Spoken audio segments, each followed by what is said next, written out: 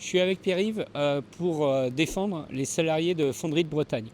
Ils se battent depuis des années, on peut le dire, pour arriver à faire perdurer ce site qui est une fonderie qui se modernise depuis des années et qui est un superbe outil. Un outil dont on a besoin au niveau national comme européen. Les fonderies en France, il en reste moins d'une dizaine et des aussi modernes, il y en a très peu. Aujourd'hui, ils ont besoin que Renault fasse perdurer l'engagement qu'il a pris il y a quelques années et conserve un certain volume de commandes dans les années qui viennent pour que le site puisse se diversifier et perdurer. Là, la semaine dans laquelle on est, elle est fatidique. Soit Renault s'engage et le site a un avenir, soit Renault lâche et le site n'en a pas. Et pour ça, on a besoin que l'État fasse pression sur Renault.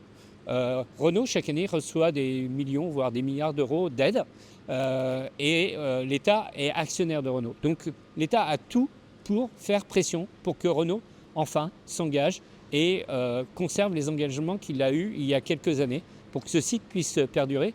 Donc on était là pour être auprès des salariés qui se battent et auprès de l'ensemble des élus qui, ici, dans la région, s'engagent pour un avenir à Fonderie de Bretagne.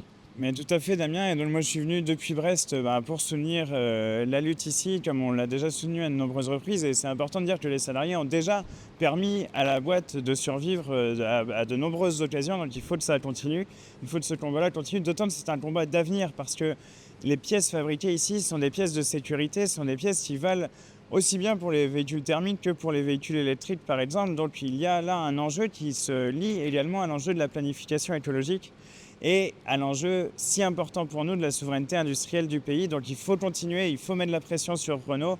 Renault, il y a quelques années, a touché 5 milliards d'euros de prêts garantis. Ils peuvent bien mettre 8 millions sur la table et tenir leurs engagements. Donc voilà, on va continuer On va gagner. et on va gagner.